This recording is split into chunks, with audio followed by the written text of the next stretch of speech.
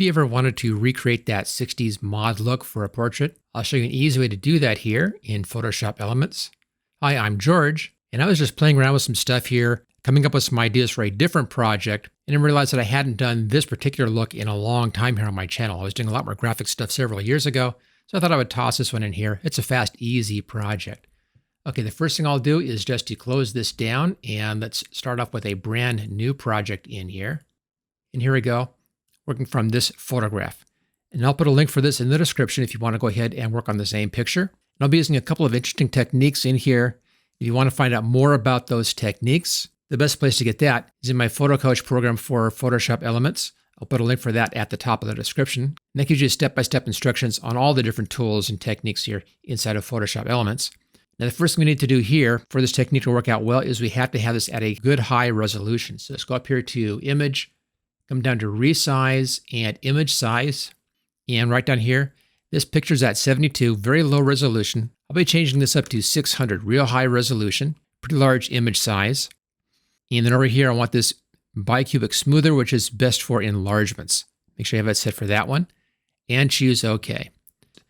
Zoom out like this. Now I'm using the scroll wheel on my mouse to do the zooming. If you don't have that set up, it's up here, Edit, and Preferences, and General. And it's right here, Zoom with scroll wheel. Just check that, and you're all set. Okay, let's now make a duplicate of the background, something which I always do. And that's just a safety, just in case. And we'll work from this one as our working image. And let's do Control 0 here, just to get this as big as we can get it. And then go up here to Filter and come down to Adjustments and Threshold. This is a straight black and white, no gray values, just straight black and white filter. And the slider down here controls how much is converted over to black and how much is converted to white. It's kind of the dividing line on that.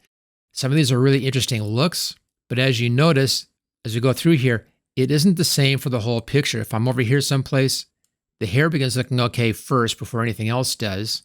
Maybe right around in here, get some streaks happening up in the hair.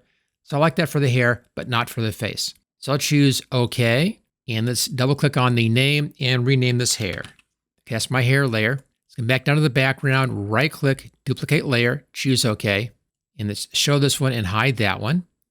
So we're on our new background copy.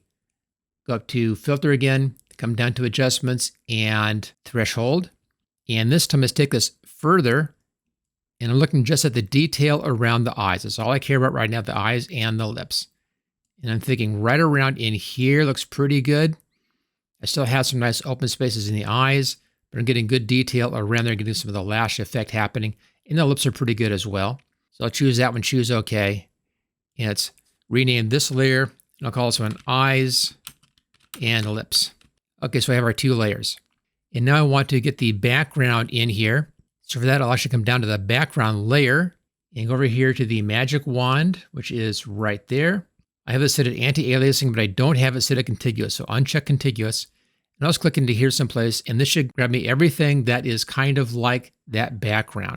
It includes some stuff in here that I don't want. So let's get those things cleaned out. I'll go over here to the selection brush tool. Set your brush size. It's a pretty large brush size, as you can see here, because it's a large picture. We enlarge it to 600 pixels. This is a 326 pixel brush. Let's just make it nice and even. I'll call it a 300 brush.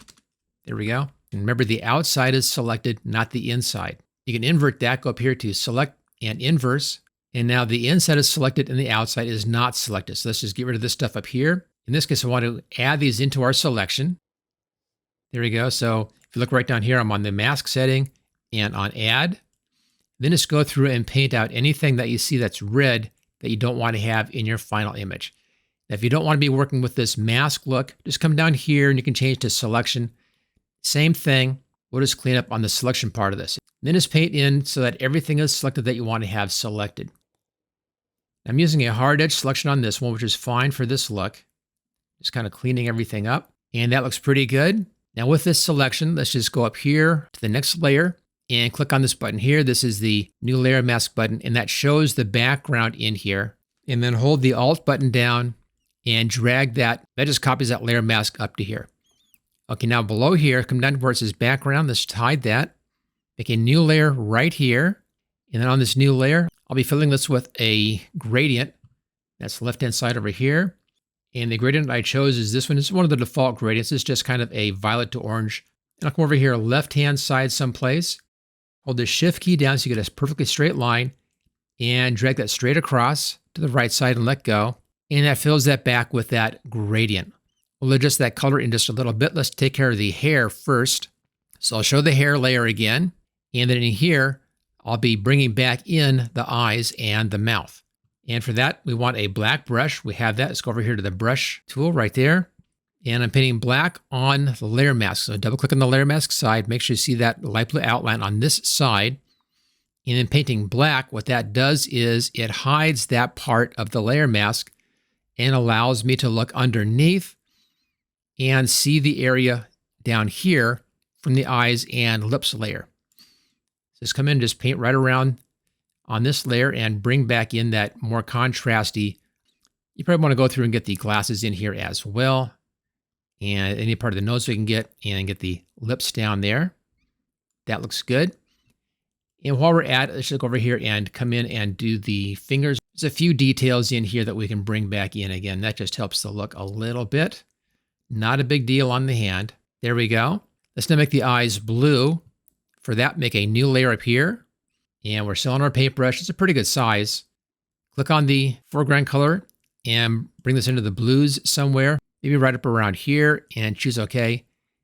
And then just paint blue right over the eyes. There we go. And then on this layer, change the blend mode to darken. And it's a little bit off right down there. I can erase that bit out. Let's grab our eraser tool. And the brush size is way too small. Let's bring our brush size up to close to 300. And then just come in here and just erase that little bit out right there. Just kind of clean that edge up. There we go. Now you can lighten the eyes up a bit by bringing the opacity down somewhere around there. So you have some adjustments in here to control that. That's all looking pretty good. And I just want to now bring the values of this background down a bit. In the 60s, they had real strong colors, but they also had lighter colors frequently. So let's go ahead and we'll adjust this. Go up to layer, come down to new adjustment layer, and levels right here. Where it says use previous layer, check that, choose OK. And then grab the middle slider and go to the left with that slider. Let's just get this over here so you can see better. And we can now come in and adjust those values. Bring the whites in a little bit for even a bit more light, mostly showing over here on the right-hand side. And there we go. Now I'm looking at the image up here. I actually like the hair on this left side from my top layer, but I think I like the hair on the right side over here better from this layer down here. We can do the exact same thing as we did before with the eyes and the mouth. Let's go up to this layer mask, grab the paintbrush, make sure we're still everything set the same. I'll put this at 300 again. And then painting on this layer, again on the layer mask, let's just come in and bring in more of that hair. We have some of the light streaks in there, which really helps out the picture. And just paint those back in on this side. Now I'm staying well away from that edge. I want that real thick white outline over there. There we go. That brought back in more of that detail on the right-hand side. And there we go. Real fun and very easy to do. Kind of a 60s mod look on this portrait. Now, a couple of things to keep in mind when you're doing this.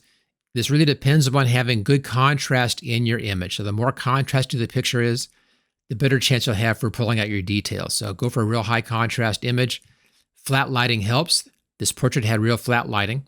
If you have too much of a side-to-side shadow happening, you'll have a real dark black area on one side of the face. So kind of a full front flat lighting works out very well for this particular technique. So there you are, just a fun little project. There's a couple of things I haven't shown in a while here on this channel. If you want to learn more about these techniques and all the other techniques here inside of Photoshop Elements, make sure you check out my HTG Photo Coach for Photoshop Elements. Again, a link for that is in the description. If you enjoyed this video, make sure you hit that thumbs up. Also, make sure you subscribe so you don't miss any videos in the future. And I'll see you next time.